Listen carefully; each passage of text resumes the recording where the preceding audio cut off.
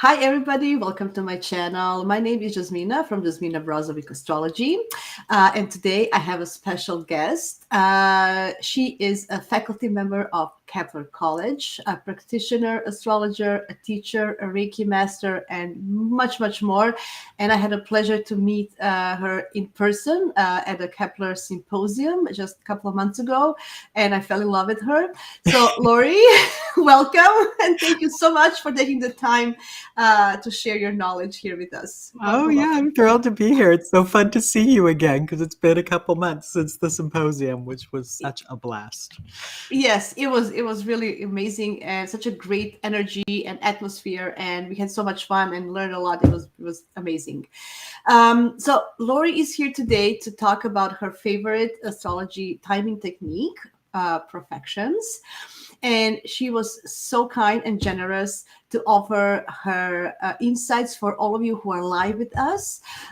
She will let you know what she needs from you, and then she can give you some insights for you personally. So I hope you're going to use this a great offer from her. But before she starts doing that, Lori, I'll give microphone to you. Please start. Yeah, and pop in with your thoughts too, Jasmina, Absolutely, because I will. yeah. So what I wanted to talk about today is a technique called Profections. And it is an ancient technique. It was originally, I think the first text we have on it is Valens, which was probably about 350 BC. He was one of the Greek astrologers, and he wrote about this technique, and then probably brought to the forefront most by Chris Brennan when he did his Hellenistic astrology book. He did quite a big section on this. And what's amazing about this technique is it's super easy. It basically follows the flow of life. Like I'm a big earthy Virgo stellium person. So I like this this flow of, the seasonal flow, which we all as humans are so in tune with, right? And this is kind of following the flow of life in a similar way. And what its basic premise is every year a different house in your chart is highlighted. So when we're born, of course, the ascendant is there on the horizon, and we're in basically a first house year. And then we go around the ring. When you're one, you're in a second house year, and etc. So when you figure out your age, you can look to a certain house within your chart that's highlighted. So for example, when you're 20, like multiples of 12 are easy because, that's going to be a first house year. 12 is a first house year, 24, 36, etc. So say you're 36, you're in a first house year. Think about first house.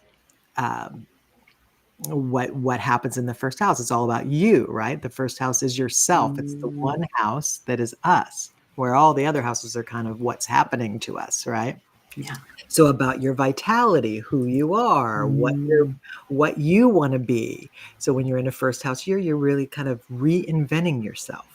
And I think this is really, when you start playing with this, you see how well it works. Because think about when you're 12, it's when you really start to think about, ooh, me as an individual in society. Right? So it tracks, I was just thinking about even physical appearance. We kind of, when we are in the first perfection year, we really want to change our appearance. When you're 12, you just starting to pre-teens, and you kind of start doing fashion and makeup as a girl, Right. like all this stuff, right? Right. So Yeah. I changed yeah. my hair color finally after years, and when I was in my first house here.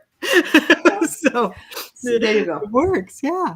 And then moving on, I kind of just want to go around the houses, give people some ideas. Like if you're in a second house, now you're thinking about your resources. Might be a money year for you. Like, how am I making money? What am I doing with my money? Am I being smart with my money? But also, what do I value? What am I giving my time to? What is important? What resources do I have? Kind of reevaluating your resources. A third house year could be about your neighborhood, you're working in your community, short distance travel, like little errands, maybe we think of early education, depending, and like you can take all the meanings of the houses and kind of bring it into like something within those meanings probably comes to the forefront during that year. Do you feel that during the third house perfection year is a good time to buy a vehicle or a bicycle or a car? Yeah, you might have a new car.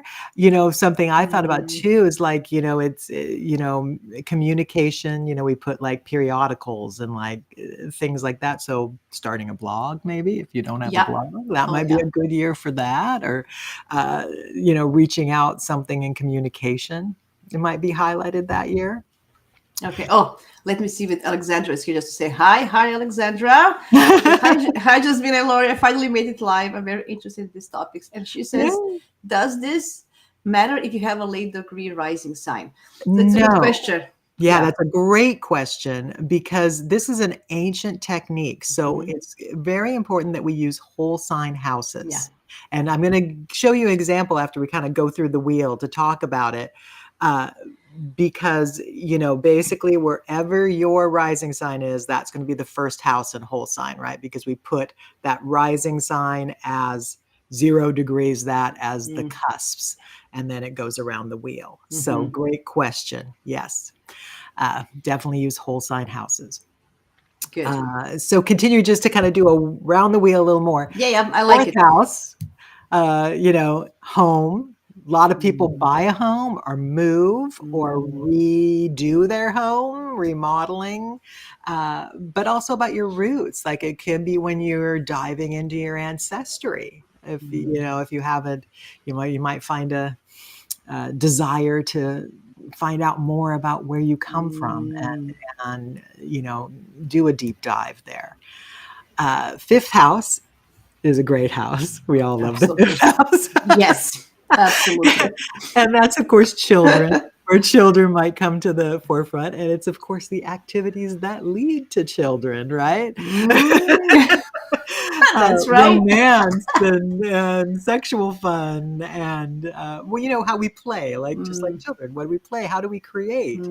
And something that's real fun that I've noticed in a few of my clients that have been single, they have met someone in their fifth house year that they end up kind of committing to when they get to their seventh house year. Yeah, makes sense. 2 years after. Yeah. Absolutely makes sense. Yeah. Because 2 years, the kind of a threshold when you want to move in together, or it's getting serious. I like that. It makes gives a little bit of time, and then you really, when you get to that seventh house, which is of course about partnerships, then you're deciding if you want to commit. Sixth house. This is a hard one. We always hear, the sixth house. Ooh.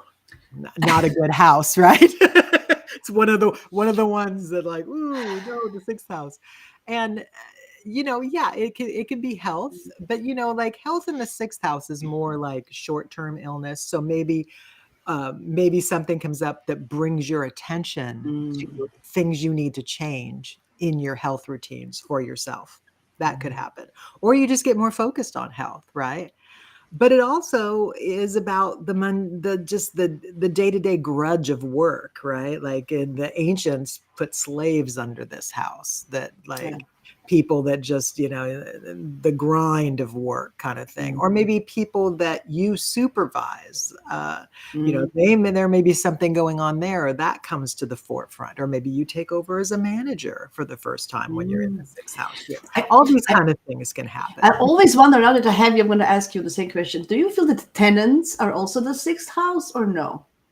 Oh, like if you're renting your property, for to somebody else. I want to put the home in the fourth, but as you as a landlord and how you're overseeing someone, maybe. I think more as the landlord maybe than the tenant themselves, right? Oh, okay. Like how your relationship with those people that are under you, in a sense. That's what I'm saying, right? If you have employees, if you're managing people at work, you're not managing them, but you're managing space they live in, kind of. Anyway, it was a thought that I asked. The other thing I forgot that's super important in the sixth house. All pets. Like pets, maybe there's a real focus on your pet, or you do training with your pet, or it's time to learn dog dancing or something. Yeah, I feel that during the 6th year, it's a good year to actually change habits and to implement a new habit. I think that's a great Yes. year to do it, like some Yes. new healthy habit, whatever, or change. Lose a bad old habit and implement new one. I think it's a perfect year for that. Absolutely. That's kind of what stands out, isn't it? The health, Yeah. And how to improve your health in any way. Yeah, good. And then the other thing I'll mention too, since we just kind of went 1 through 6 quickly here, thinking about the fact that the 1st through 6th house is under the horizon, right? These are like kind of more internal, more us, really working within ourselves. And then when you get into the 7th through the 12th, these are above the horizon. So this is more us interacting with society. And you might notice that. I really noticed when I went into a 1st house year, kind of this almost grounding into myself after being so externally motivated for the, 6 years before, right? So that's what, and so when you get into a 7th house, you might notice, ooh, I'm more reaching out into that society. And of course, partnerships, right? Now, this is where you might get married, you might commit to someone where you're like, this is my person. But also you might meet a business partner, right? It's not just marriage with the 7th house or lifelong partners. Or romantic partners. It can be business partners. It can be a best friend that someone that comes up that you meet that just is your tight friend. All those kind of really close one-on-one relationships, which reflects back to you, where you see yourself through another person. That's that 7th house, and that gets highlighted when you're having a 7th house year. The 8th house, there's another one of those tough houses, right? We all, everybody's like, ooh, 8th house. And someone with 8th house placement, yeah. It's all manageable, guys. It's all manageable. I heard somebody say 8th house is kind of trial by fire. And it is like you go through some, there's some tough stuff in the 8th house that builds on who you are. That really, like, I think of some of my challenges that have come up from my placements in my 8th house, and it's made me who I am. And it's hard lessons learned for good things. But also, so in a perfection year, it doesn't mean like something bad's going to happen with the 8th house, but something 8th house related, which could be an inheritance. Yeah. A lot of people that have ended up with an inheritance, or someone has passed significant in their life in the 8th house. For me, when my dad actually passed in a 7th house year, but the 8th house year was dealing with all the paperwork. Yeah. All the ticky-tack stuff, the stuff, all the legal stuff. Like I always think of the 8th house because it's like death and taxes and things that we don't really like to deal with, that we have to deal with. And you might find that like taxes may become a focus, something that you have to think about your taxes. And then the other thing with the 8th house is on a more positive note, because there's got to be a positive note, is other people's resources or other people's support. And I see a lot of people, I think it's the American way. I know you're Canadian, but here in America, it's very like individual, right? We got to be individuals. We got to do it ourselves. And they don't, because of that culture, we forget how much we really do lean on others. And even when you think you're being an individual, you're leaning on others, even if you don't realize it. And sometimes that really comes to the forefront. There might be some support or a group that brings support into your life that becomes to the forefront during an 8th house year. Yeah, and if you guys, like, I always think about 8th house as well. It's other people's money. So if you want a grant or a scholarship or some kind of funds from institutions, it's a great time to apply for them. Kind of, right? Yes, excellent. Yeah. Then moving into the 9th, which is as I love the ninth house because I love to travel, and I always think first and foremost long distance travel because that's me. I want a long Mhm. distance travel, but also higher education. I know, I think I Mhm. had a friend that went back to school in their ninth house year. You know, Mhm. so and college, sure, but also maybe spiritual practices or spiritual study, or studying astrology, right? Yep. I got really serious about my astrology studies in a ninth house year. Anything that's like adding greater knowledge to you comes up is, the ninth house year, you might be feeling that real drive to get that extra knowledge. Or Do you you? might, Do, go ahead. yeah. Sorry, I was just thinking. Do you feel that people into the ninth house profession? Do you think that maybe they convert to some kind of religion in that time? Like they find. How some people say, "Oh, I found God." Like those kind of those kind of Yeah. epiphanies. Because And it comes up, they may find that their thoughts of God are different than they were 12 years right? ago when they went through this the last time, right? Yeah, I had a chat with I think Alejo last week, and we were talking because it's coming after the eighth house. So you're going through this deep transformation, and you can only then find your connection with divinity after you go through this transformation. That's why it's very interesting, the connection. Right, I like right. that. Yeah. Yeah. Yeah, I mean, that kinda goes with, it makes you just made me pop up thinking of the whole AA thing, right? Where, like, realizing you're Yeah. powerless, which, events of the 8th house can get you there for sure, Yeah. Yeah. right? And then you're looking for something outside yourself. But Hmm. as I would also say, it could be exactly, uh, the opposite where you find the truth within yourself. Yeah. Right? I Like, like that. sometimes you look without, and then you realize, oh, it's actually always been within. I like that. So could be depends I on where I you are in your journey. You could go either way, right? I And like and that. that's the thing that's cool too, I think, on this perfections and to think about is just Mhm. how we're always evolving as people. And this kind of speaks to this, right? Every 12 years, you're experiencing this house. We're going to get Mhm. to the second half in a minute about it, with just the planet of the year, basically. But so that you evolve, and that's something that's kind of fun to think about and journal as you age, is like, oh, where was I, like I just hit I'm in my second house year, but I just had a first house year at 60, and it was fun to think back at 48, at what I was doing, like kind of looking at that. How are we evolving as people, and how we have different experiences that are similar because we're still talking about the same issues, Mm. but how it's evolving as we go through this every 12 years. Yeah, So yeah, it's very yeah, go interesting. No, no, I'm just thinking about what happened 12 years ago for me. Anyway, very yeah, interesting. it's good Yeah, to think yeah, about, yeah, yeah, right? Yeah. yeah, yeah, yeah. Yeah. Um, so going on to the 12th house, the 10th house. Yes. 10th house, I mean, we all, this is the focus of so many astrological readings, isn't it? Of what about career? And, but also, I always want to say the 10th house is just how public you are.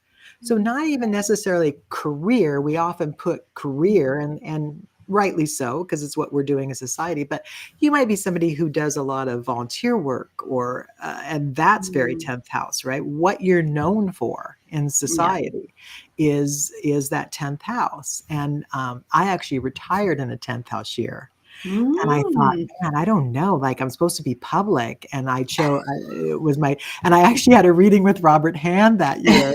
Because I was like, am I reading this right, Robert? Was I like crazy? Like, should I be trying to really build a new career really quick in my 10th house year? And he was like, no, that makes perfect sense. It's like this change in your public persona Yeah. of like being this, I worked in the university, and then, removing myself from that to start something new. Uh, Yeah, yeah, yeah. I like that, the public persona, because we all have some kind of public appearance in the world. People, I always think what you are known for.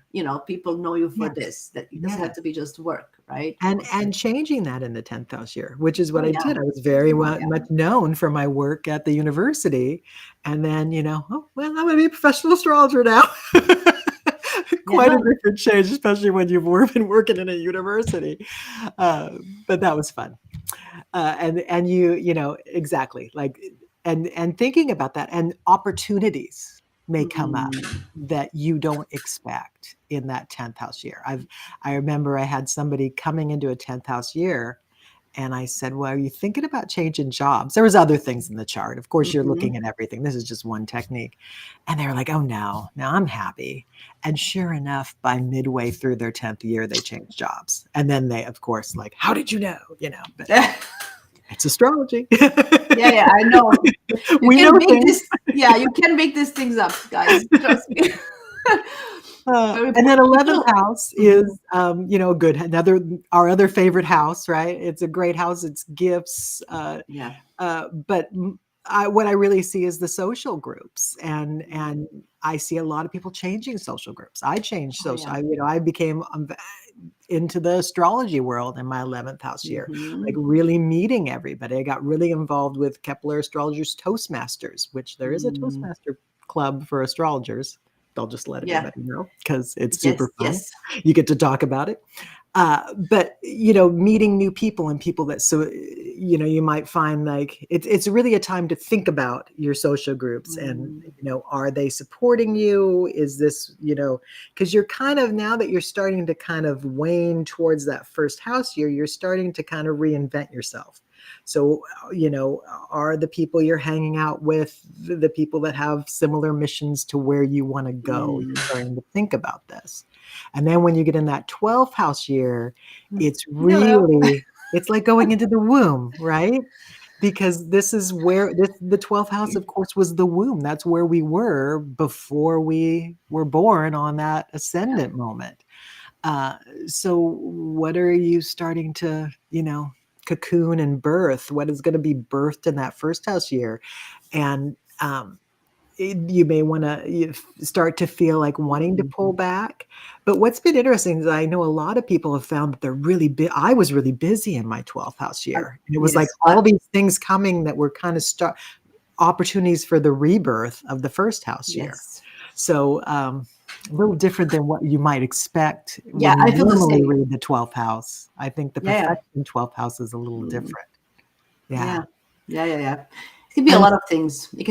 But a lot of things you can do behind the scenes. That, as you said, you're preparing things, and I think it's a great year. Like I've tried to practice my intuition, like consciously, because I think it's a good year to do so. So one of the things. Yeah, and I think it's a lot of like, maybe it's a lot of like self-analyzing. And, you know, we think of one of the meanings we also often hear on the 12th house is self-undoing. And we often hear it in a negative connotation, but I think maybe there's a positive connotation there. Because if you think like on a spiritual level, right, if you're trying to get yourself away from the ego, that is kind of a self-undoing, right? If you're trying to, you know, even in meditation, what are we doing? We're trying to observe ourselves. We're trying to kind of put that self and that strong ego, you know, observe it rather than be so involved as part of it. So there is maybe there's a little bit of that happening in the 12th house, where things are, where, you know, you're having all this stuff happen, but you're really thinking about it behind the scenes. Like, is this where I want to be? Is this, you know, you're thinking about that growth cycle. What do I want to do next? What do I want to become? So that you really see that when the wheel turns and you're in the first house again. And then the second part of this is whatever is the planet of the year, that I like to call it. They called it a time lord, like I think the official name is time lord. And what this is whatever sign. Now, of course, we're using whole sign system, again, very important, but whatever sign is on the cusp of that house. So, for example, I'm a Sagittarius rising. So when I have a first house year, that's Sagittarius, and then you look at what planet classically rules. We're not using modern rulers again, because this is a super old technique. So, you know, Jupiter is my planet of the year, right? And so if you had a Pisces, like say your midheaven, or well, it depends. When we're looking at whole sign, midheaven can be anywhere, right, on that upper half. So that in mind. It's not necessarily going to be your 10th house. But say Mhm. your 10th house cusp using whole signs as Pisces, you're going to look to Jupiter, not Neptune. You're Yeah. going to look to Jupiter. So just, know that. And same Yeah. with Aquarius, we're looking at Saturn. Yeah. And Scorpio, we're looking at Mars. We're looking at Yeah. traditional rulerships. That's Mhm. important to note for this technique. And then this is where we really start to get the nuance of perfections, is when you look at that planet of the year, like Jupiter. Now, Jupiter pretty much stays in a sign for a year. So you're going to have a pretty tight focus with a Jupiter year. You're going to look at the issues of the house, like for me, first house year Jupiter, where Jupiter is in your chart. My Jupiter's in Mhm. the sixth house. Okay. And then where's Jupiter transiting when Mm. this is happening? Right now, Jupiter during my first house year was still in Gemini. I hadn't gone into Cancer yet. So it was transiting my seventh house. Mhm. So it was, so it brought in things with my husband, like our relationship. But what really, like the big news of my first house year was I lost 60 pounds.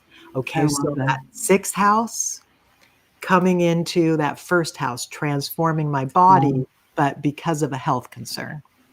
And, I Mm. can go even deeper because it was worrying about my liver, which is also ruled by Jupiter. Like Wow. you can go as deep as you want to go, right? So to really show this, I want to show you guys some examples, and then I want to get into whoever wants to talk about what perfection is Good. they're in. Good. Okay.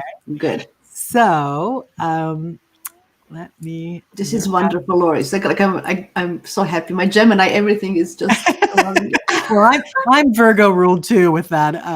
Mercury Yeah. ruled with that Virgo stellium with Mercury and Virgo. So I kind of Yeah. go all over the place too. Yeah. Oh, here Can you you guys go. see this okay? Is that Not showing yet. up Not all right? yet.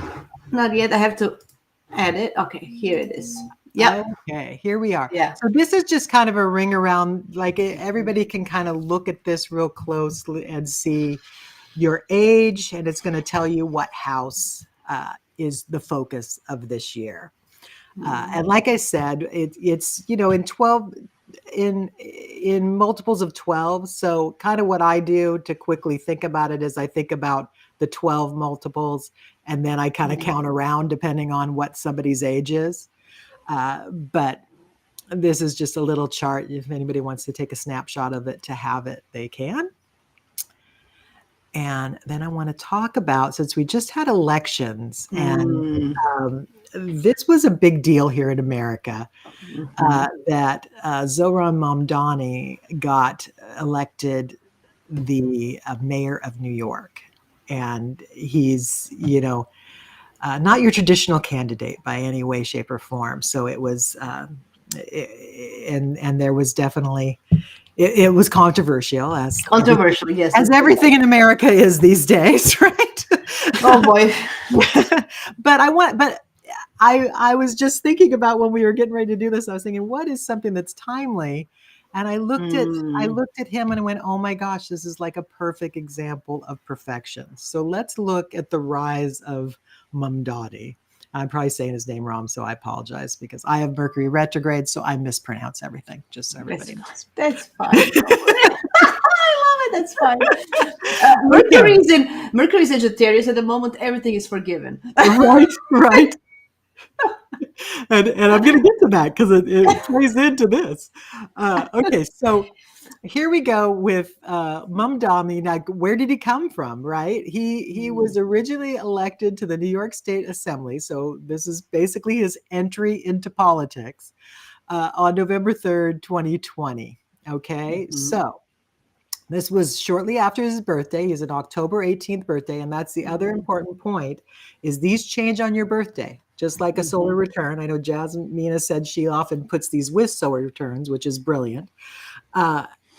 So every birthday you switch to the next year, right? So he basically just switched into a sixth house. So we can think that he was probably campaigning for the majority of the time when he was in a fifth house, Jupiter-led year. But then he won and would, be sworn in to the assembly in January, all in a sixth house year.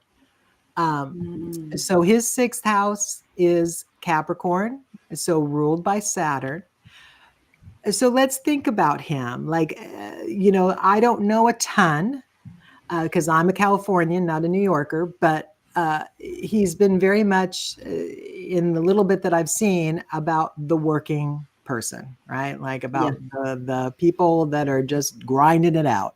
Well, that's very much sixth house, isn't it? So we're seeing like him coming into politics with a focus on the sixth house year.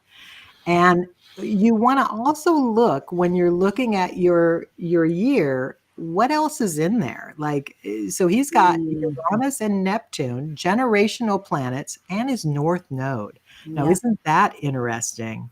That his north node, where he's going, this is the house that's highlighted when he first comes into politics. At 29 is pretty young to get into politics, right? Yeah. And then you'll notice Jupiter. Yeah, I was going to say that. Is transiting the house.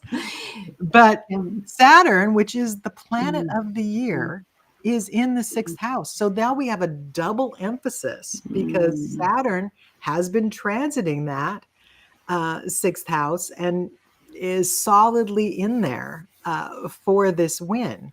The other thing we want to look at too is where's Saturn in his chart.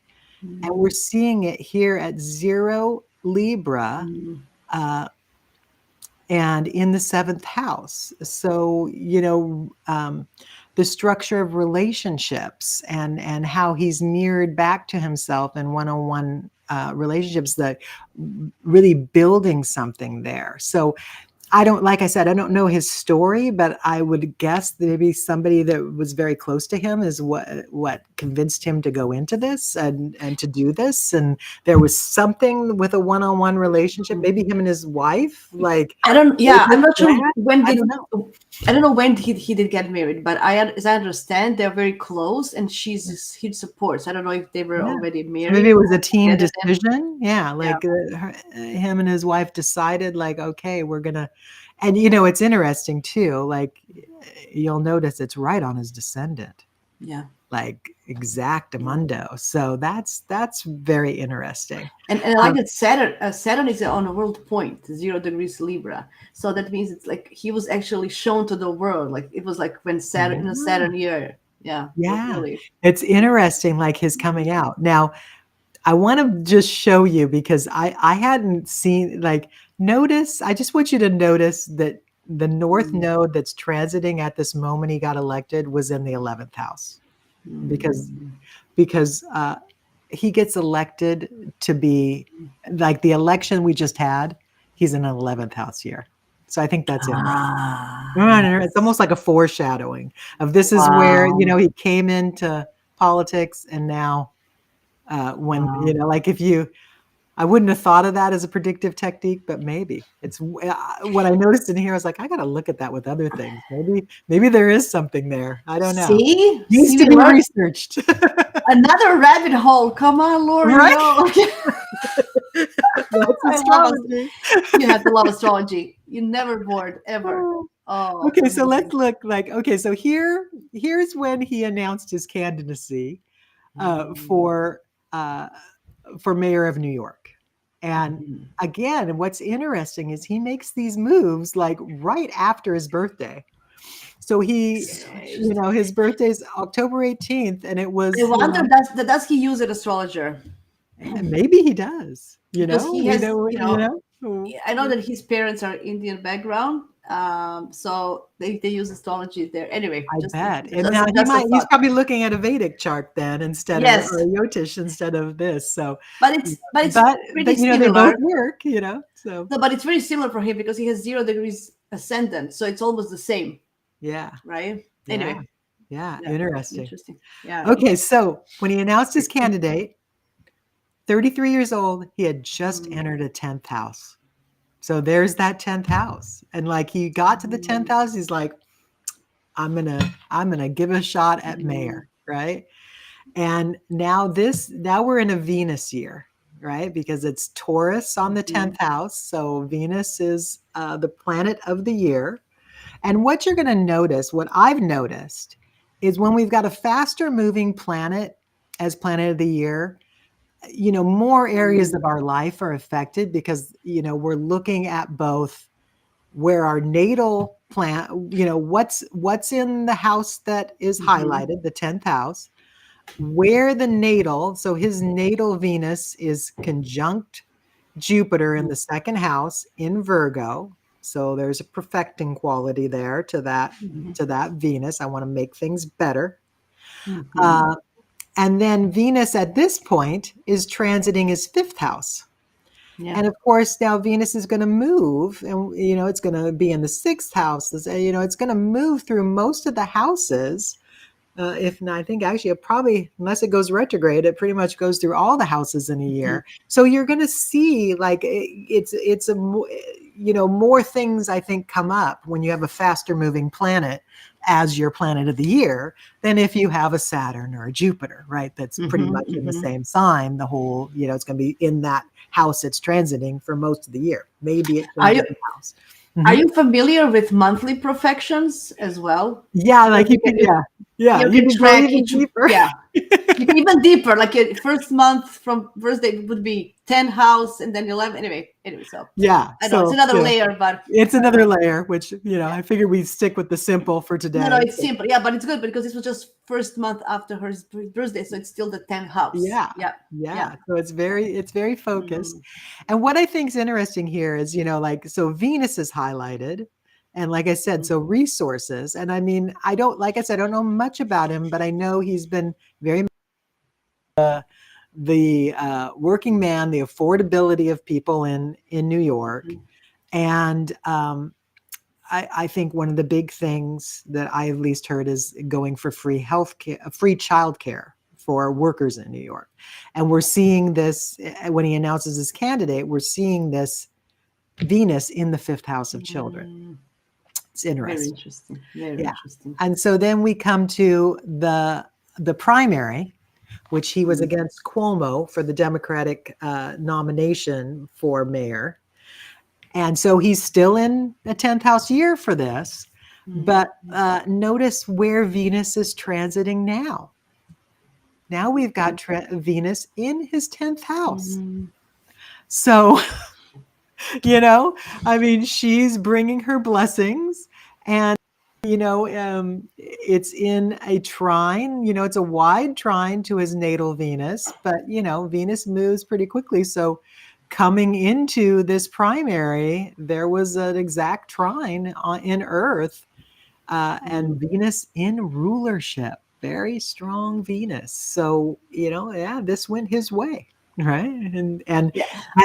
And this is when all of us went, who's this guy? Like the rest of nobody, if you weren't a New Yorker, you didn't even know anything about this guy until this primary where it was like, what?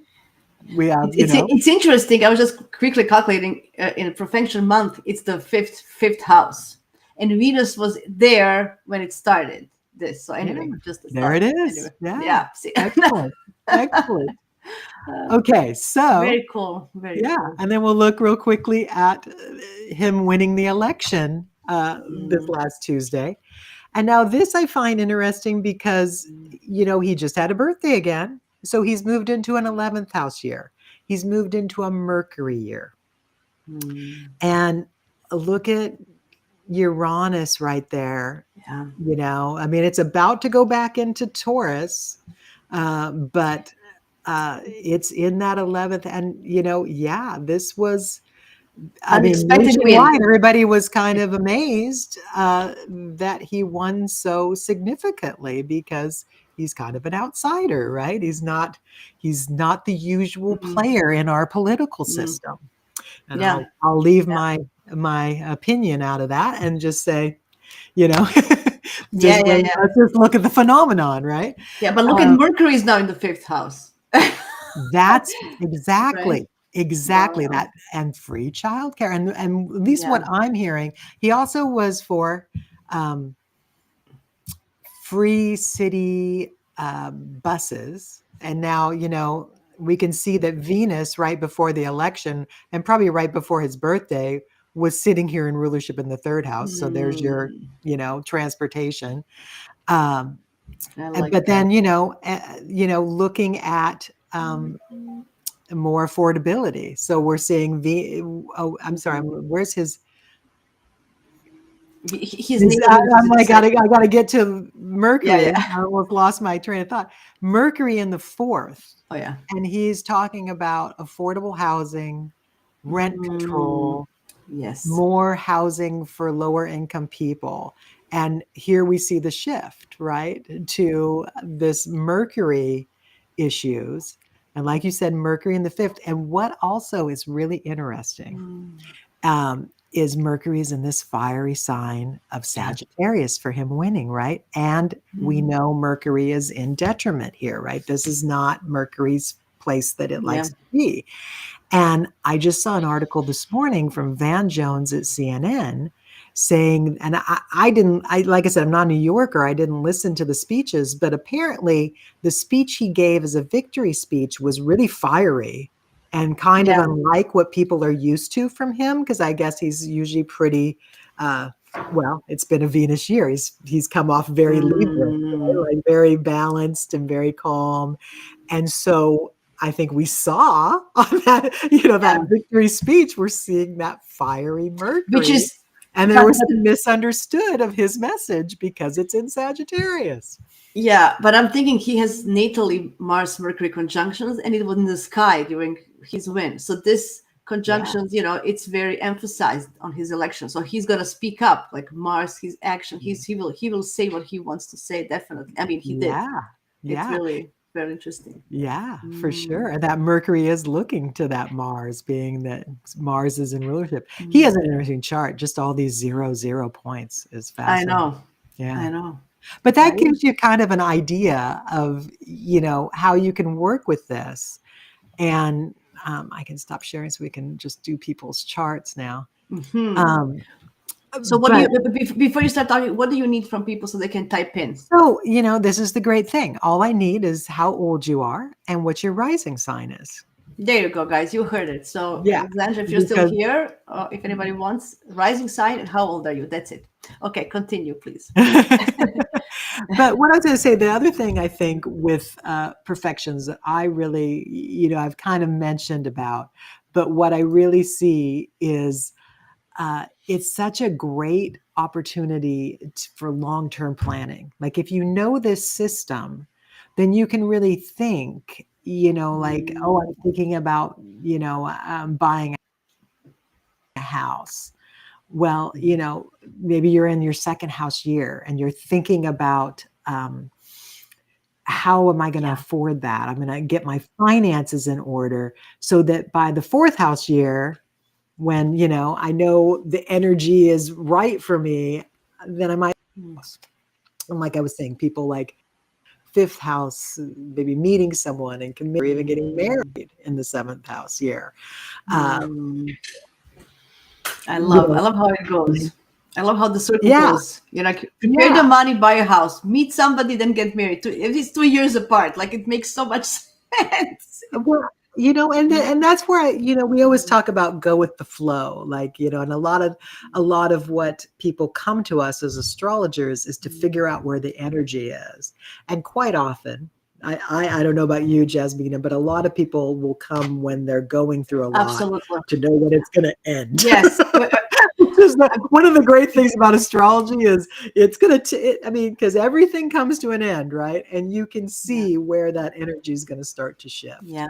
And and so that's one of the beauties of it. That's interesting. So I see Alexandria says she's 49 and a Pisces rising. Okay, so I'm going to look at my handy dandy chart. So you are coming into you are in a second house year.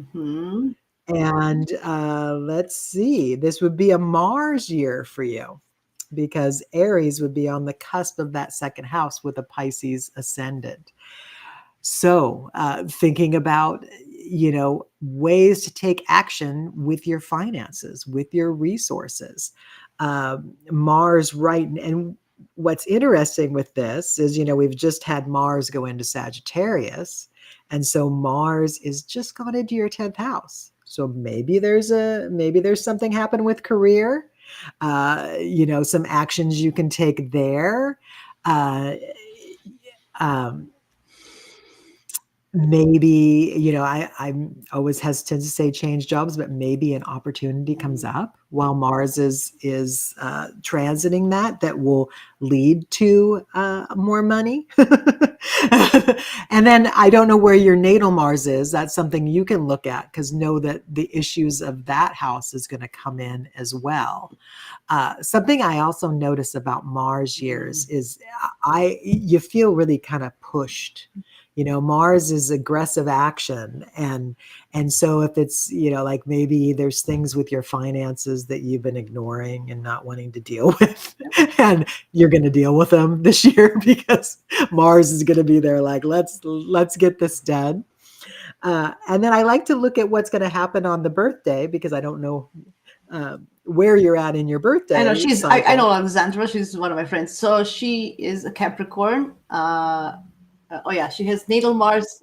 So she's got a birthday coming up then. In December. Yeah. In December. So you're going to move into a 3rd house year ruled by Venus. Much nicer. So now we're looking at what you're doing in the community. So maybe some of those things I said about the 2nd house has been happening this year.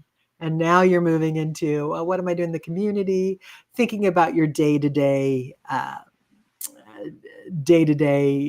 activities, what you do. Yeah, it's interesting. I don't know, Alexandra. I won't share much. I know some story, but it's interesting that her natal Mars is in the 3rd house, and there was brother money situation for her this year that I know. So it's very very interesting how that makes sense. Yeah, and that's interesting that Mars is in the 3rd house, and you're going into a 3rd house year. So that kind of means that probably some of this will continue into next year, because you've got Mars in that 3rd house and siblings and things. And Gemini, and it's in Gemini, which is literally siblings. It's so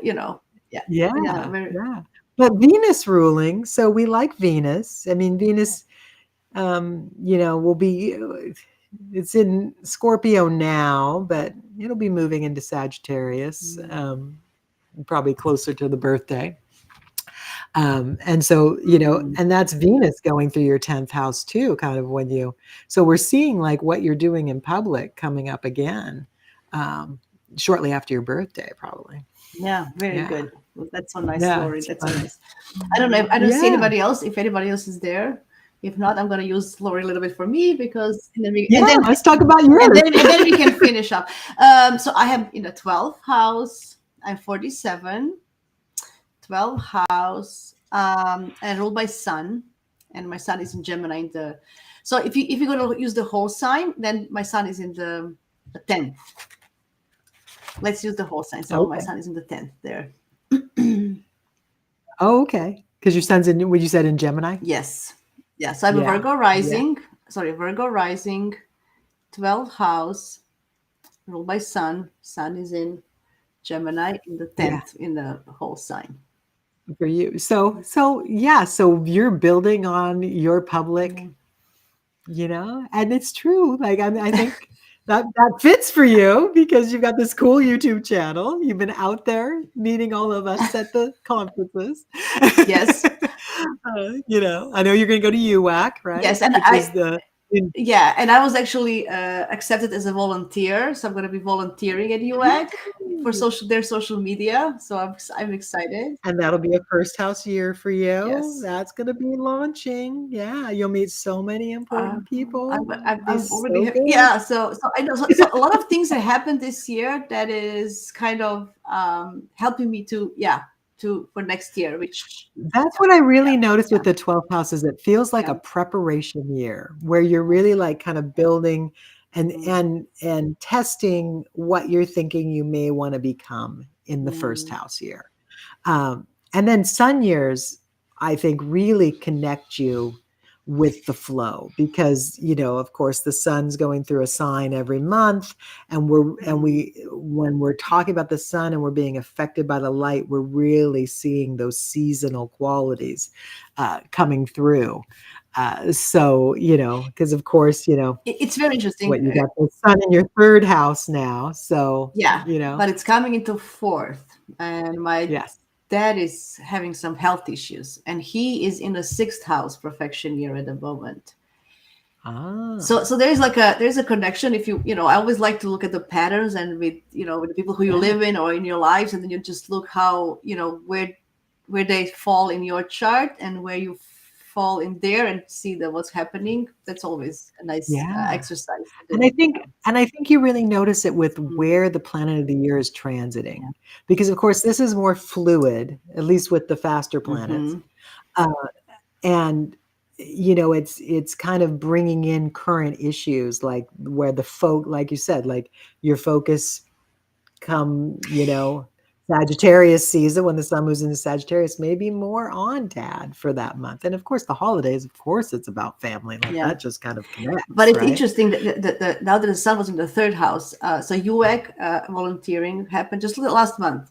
ISAR has the new things that are happening each month. So I have been chosen for February month to be there as Yeah. on a panel and to do actually for the first time a talk in Croatian because I'm doing Croatian. So stuff, Yes. so it's a lot of things that are not happening now, but are and I was offered to talk to us for Astrology Toronto, not now but in a year. Like I'm building, the next year. It's already, my Yeah. calendar is filling, which is so interesting. Like I never had this things planned so ahead like I did in the 12th house. Like not now, but yes, it will happen, but not now. So very interesting. Right. Very But it's interesting. all that, like you Yeah, said, that behind the yeah, scenes yeah. planning and like oh man, you're coming out first year is going to be I will fabulous. see.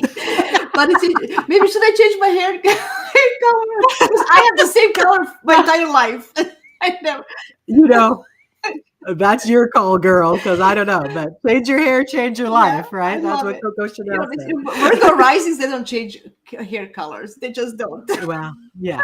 I mean, Virgos are very practical, Yeah, being a yeah. Virgo. My stellium's in the 10th house whole See, sign, 9th house Placidus yeah, of Virgo. So, I yeah, love I it. got that practicality, Yeah. but, Oh yeah, so we have the but same angles. also, We just reverse. We have same angles. So yeah, just like a little yeah. bit. Yeah. Okay, I like that. Love those mutable Yeah. crosses. That's part of where we're all over the place because, change is good. I We know. love change. Yes, yes.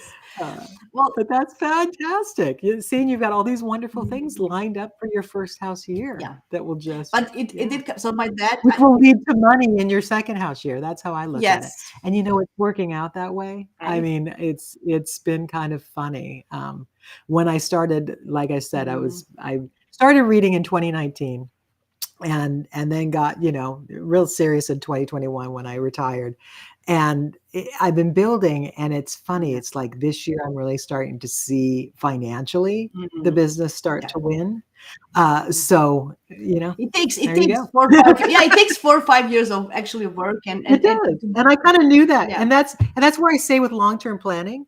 When I started, I went, yeah, well, I'm going to kind of be making this new career, and I'll really kind of reinvent myself in the first house, and then maybe when I'm in my second house year, we'll actually see a profit happening, and it seems to be lining up that way. So I love how you shared your story with your Jupiter first house, how you actually lost weight because people say, oh, Jupiter ruled, blah, blah, blah. But see, actually, I know you had to, but still, it's a great story. And I'm so happy to share it well, as a positive outcome of the transit. yeah. So Jupiter, Mm, Jupiter does expand, and if you're not conscious, it's very easy to gain weight in a Jupiter year. But Jupiter also is kind of, in that way, can bring gifts and added mm, emphasis, right?